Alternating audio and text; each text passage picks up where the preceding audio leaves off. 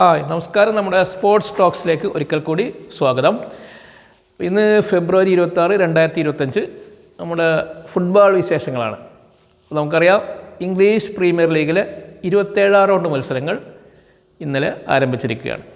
അപ്പോൾ നമുക്കറിയാം, ഇന്നലെ രാത്രി നടന്ന മത്സരങ്ങളിൽ ചെൽസി FC എതിരില്ലാത്ത 4 ഗോളുകൾക്ക് ലീഗിൽ അവസാനം കിടക്കുന്ന സൗത്താംപ്ടനെ പരാജയപ്പെടുത്തി 4ാം സ്ഥാനത്തേക്ക് കുതിച്ചെത്തിയിരിക്കുകയാണ്. മറ്റൊരു പ്രധാനപ്പെട്ട മത്സരങ്ങൾ ആസ്റ്റൺ വില്ല 1-4 ഗോളുകൾക്ക് ക്രിസ്റ്റൽ പാലസിനോട് പരാജയപ്പെട്ടു.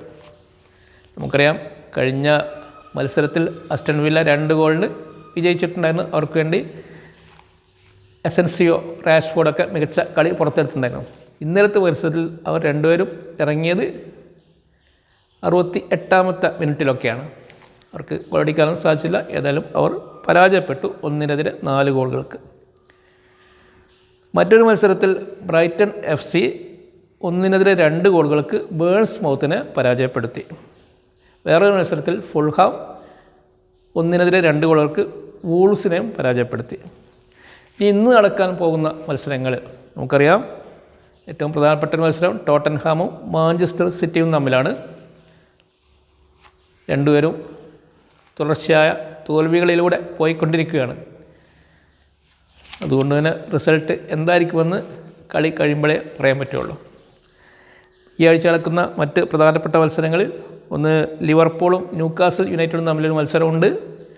അതേപോലെ ആർസനലും നോട്ടിംഗ്ഹാം ഫോറസ്റ്റും തമ്മിൽ മത്സരം ഉണ്ട്. മാഞ്ചസ്റ്റർ യുണൈറ്റഡ് ഒരു കുഞ്ഞൻ ടീമുകളൊന്നായ ഇപ്സ്വിച്ച് ടൗണിനെയും നേരിടുന്നുണ്ട്. ഇത്രയൊക്കെയാണ് ഇംഗ്ലീഷ് പ്രീമിയർ ലീഗിനെ കുറിച്ച് ഈ ആഴ്ച പറയാനുള്ളത്. മറ്റൊന്ന് പറയാനുള്ള ISLനെ കുറിച്ച് പറയുകയാണെങ്കിൽ നമുക്കറിയാം, നമ്മുടെ കേരള ബ്ലാസ്റ്റേഴ്സ് നോക്കൗട്ട് റൗണ്ടിലെത്താതെ തന്നെ പുറത്തായിരിക്കുകയാണ്.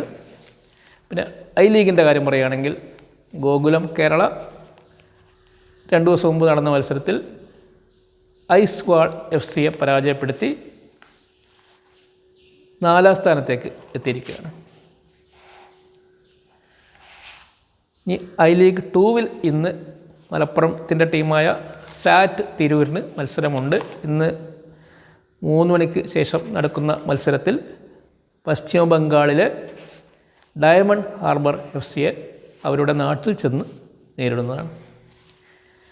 അപ്പോൾ ഇത്രയൊക്കെയാണ് നമ്മുടെ ഫുട്ബോൾ വിശേഷങ്ങൾ പറയാനുള്ളത്. അടുത്ത അപ്ഡേറ്റ് ആയിട്ട് വരുന്നവരെ നമസ്കാരം. Thank you.